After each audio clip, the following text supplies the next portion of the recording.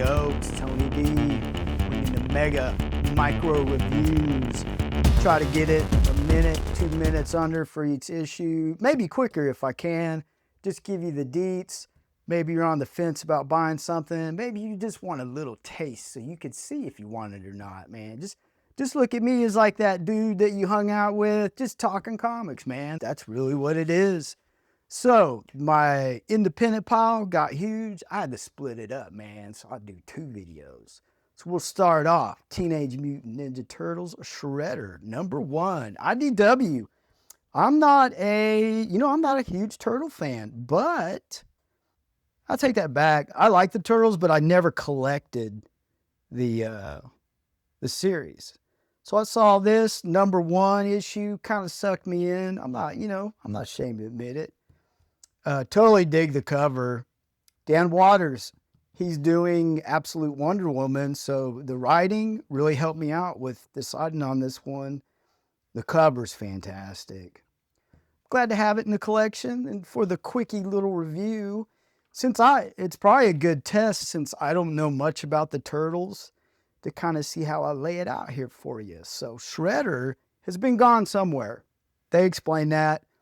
And now he's back, and you really get a good taste of how cunning and powerful this character is. So I do know that he ran the Foot Clan, and so he's back, and he is really back. He wants to take control. Artwork is great. A great matchup for action art. And he has these visions of worms. I'm not sure what that's about. But if I keep going, I bet I find out. So really, this whole issue, yeah, they really display how tough this dude is. It's all about him back from where he was. It's like he was like in some kind of purgatory, it looks like. If you're a turtle fan, let me know. And this character seems like she is going to be the antagonist to our antagonist, if that makes sense. Yeah, they just show you how tough the dude is, and like he's crazy tough and mentally tough as well. So they do, though. Waters does a great job writing and displaying how mentally tough he is. Like he can just get out of here whenever he wants. It's really cool how they set that up. So this group wants to use Shredder to track down who is now controlling the Foot, who was that lady that is like our antagonist to our antagonist. So really, Shredder seems to be a protagonist in this. And he doesn't want to get down with them, but then they entice him, really kind of using his pride to get him. But yeah, man, it's a micro review. And this is what was really cool. They set him up with some armor, some high-tech stuff, and he don't do it, man. He just whatever, and he gets dressed up, ready to go. Great intro. Turtle fan. I know I don't have to tell a turtle fan to get this. I know you got it. I would say this is a great jumping on point like me. If you want to get into some turtle action, and that's what I'm doing. Stretching I always preach that, like, stretch out, man.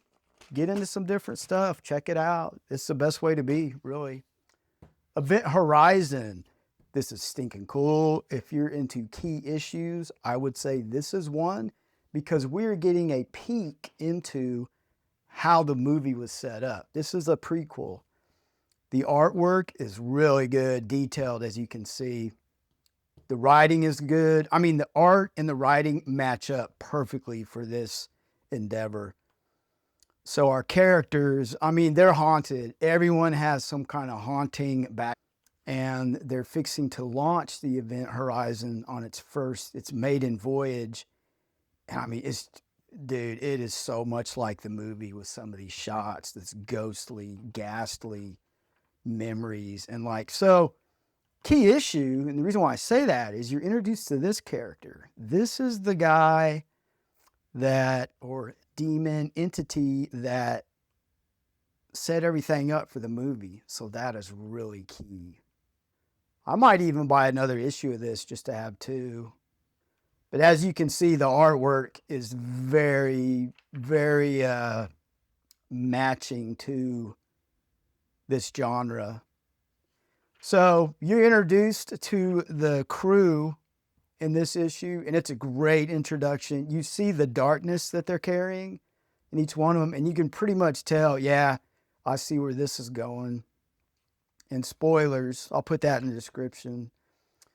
But yeah, this guy has he's running from something, and she finds out, and they get into it, and she gets killed like off the get-go.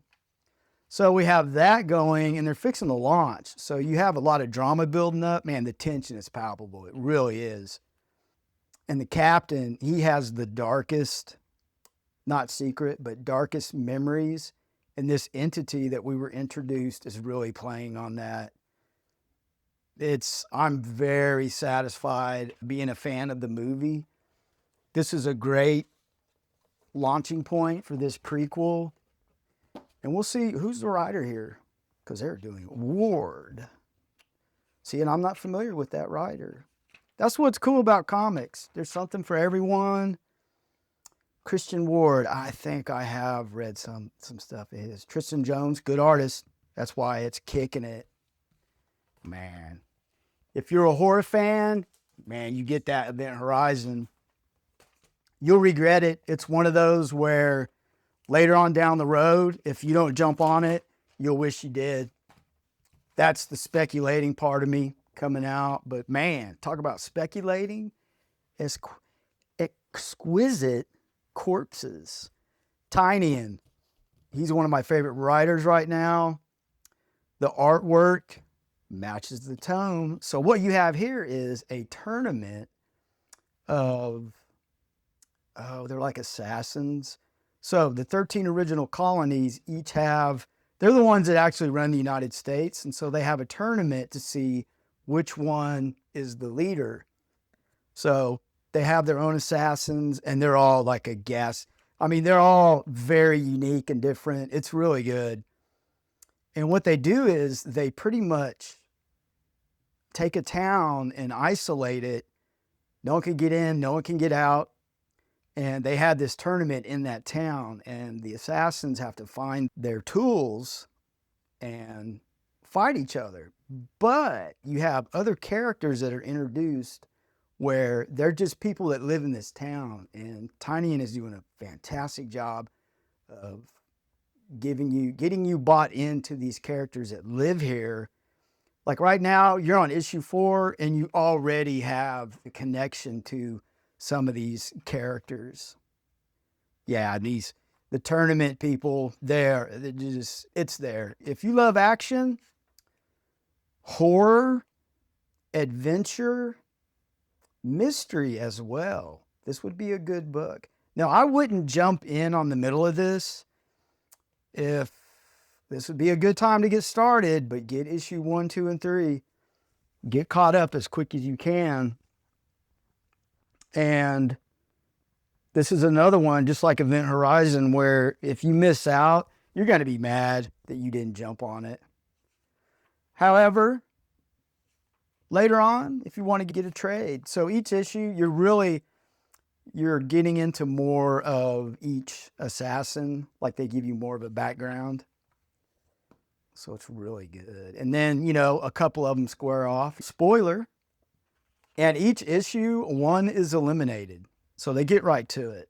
You don't have to go through 5 issues to get to one bracket. And there's a bracket at the end I'll show you. So yeah, I don't know. I don't think I was shocked about the way this one turned out. Yeah, like she bit it. I had a feeling the chick with the sword would prevail. And she's really snobby. See what I mean? Like, it didn't take long for me to get to know these characters. Like, I'm calling her a snob, Japanese. Like, I'm getting a feel for the characters. And Tynion is very good at that. So that's pretty much what these issues are going to be, I think, from here on out.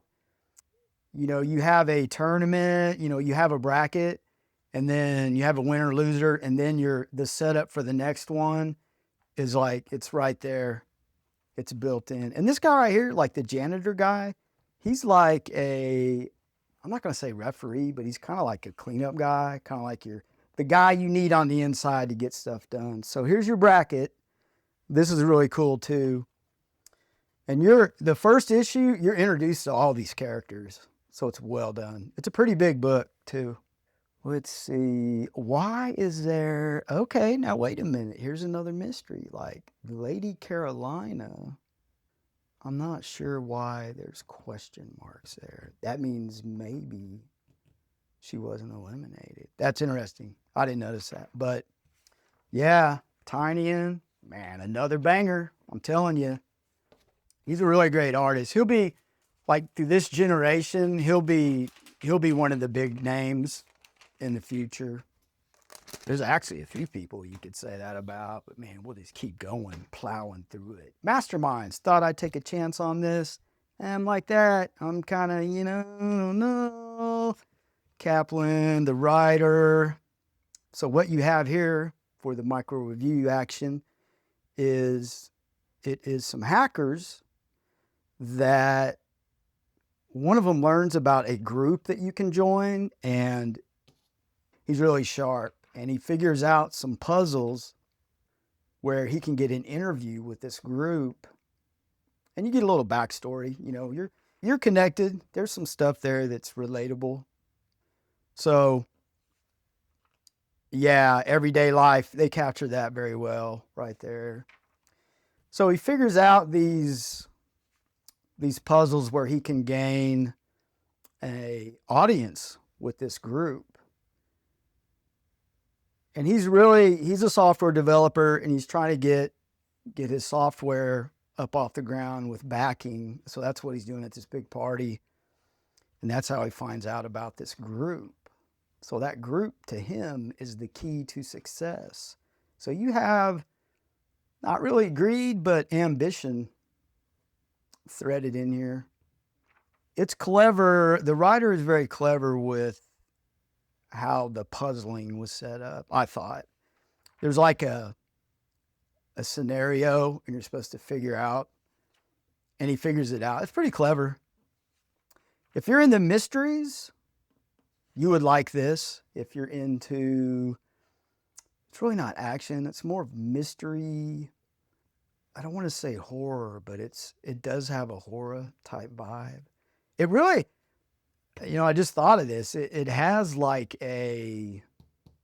God, what's the show? It's... I can't believe I can't remember the name of the show. Squid Game. Yeah, it has a Squid Game vibe to it. How can I not remember Squid Game? So yeah, I totally get a Squid Game vibe. However, yeah, so he walks into this mess. I'll stay on this one. Now that I'm kind of reviewing it here, I'm starting to dig it more, because it's a huge mess. Like, these are the people he worked with. So the more he gets involved with this group, more bad happens. So it's really an analogy for, if you're real ambitious, you can run into sticky problems. So yeah. So now he's like locked in. So where they leave you off is he has to figure out another puzzle here to survive. And he has her, like, she's stuck with him. Yeah, this is way better than I thought, man. Even that line right there, step over the bodies on your way up. That's kind of a good analogy of climbing that corporate ladder, man. There's some cutthroat stuff that goes on in the business world. I think a lot of people can relate to that. So, there you go, man. I'm doing my little review, and I've changed my mind real quick. Nemesis Forever. Totally love this villain. That's why I bought it. After the read, I'm a little, the artwork didn't resonate with me. It didn't feel like it matched the story like I thought it would. It's not bad artwork. There's a tone that I always look for to see if the tone matches what I'm reading, and it just really didn't. There's a few things like that. It's kind of funny how I focus on little details like that. But this villain, Nemesis, what you get is he's just I mean, it's kind of more of a standard type nemesis issue where it's just more, it's kind of more of the same, really, where he has a huge plan and there's usually twists and turns within that. In this issue, it's setting up where you learn about his new plan. That's pretty cool. There's actually better stuff in here than what I thought. Like, so it's more of that. It's really the only thing I could really say that's probably not on positive is just it's like it's more of the same is what I'm trying to say. It's not bad, but it's more of the same. Like you could jump on any Nemesis run and be okay. So yeah, it's another, if you're into mysteries, kind of like Squid Game, where things get puzzly and mysterious, twists and turns, you'd like this. But for me, I've been through a bunch of Nemesis reads, and it was just, it had more of the same flavor to it. Nothing really popping out at me, but I think you enjoy it if you're into those things I mentioned. Next, boom, Transformers. Daniel Warren Johnson. I think it's issue 24 where he's not going to be the writer anymore. George Corona is doing a great job on pencils. Mike Spicer killing it on colors as always. I believe the next writer is another good writer. You know what I mean? Like, I really need to. I'll throw that up. I believe it's in my pre-orders. Like, I'll throw up the next issue, give you guys a little the deets. But another great issue, full of action. You know, hardcore Transformer fans, you're already on this. I don't have to tell anybody anything. But Optimus Prime is down for the count, and as always, he pulls through. And you have one of the Autobots rises up. And if you know that guy's name, let me know. I'm bad about the names. So to give you a little background, my brother is really the Transformer kid. I was just along for the ride and watching the cartoons with him, which was cool. But I wasn't deep into it at that time like he was. Maybe he could like chime in. But it's great. You don't have to be into the toys to be into this book. You can jump on anywhere in this series and you'll be fine. But yeah, like Corona, man, his artwork it's on point. It really matches Daniel Warren Johnson. So there was a lot, it was consistent with this run. But yeah, the 24 issues, that's a great thing to have. Reprints are insane. I think 12 reprints for number one. I bought almost all of them. I didn't buy all the reprint covers, but I would get, when a reprint would come out, I would get a copy of every one. It turned into a collecting thing. It's just something that I do sometimes. Sometimes I'll make rules for things and just go with that. But yeah, Transformers, get on that. You'll Do Bad Things. This is a horror book. If you're into horror, this is a pretty good one. Tyler Boss doing the writing. It's a very strange ride. The deets, as far as a review goes, is this writer, as he writes, things come true. And as the series progressed, this is the last issue, you're finding out more and more about this villain, and the artwork totally matches the tone. That's what I'm talking about. Very dark and gritty.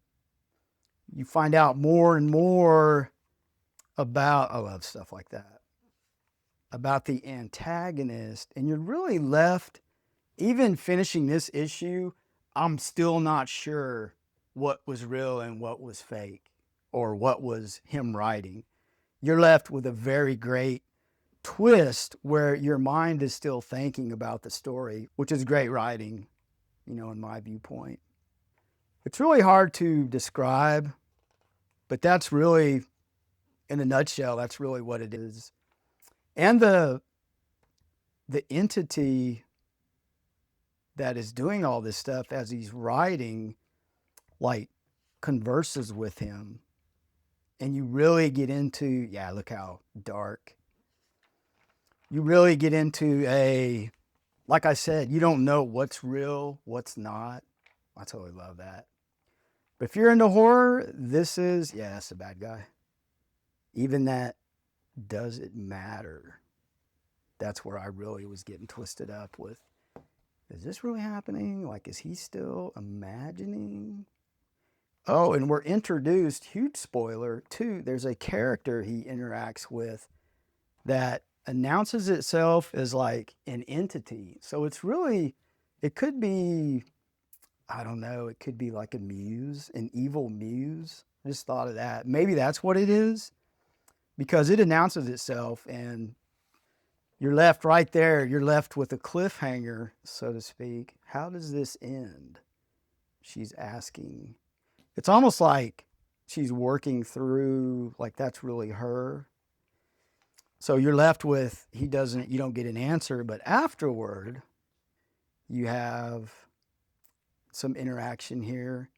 It's very brief.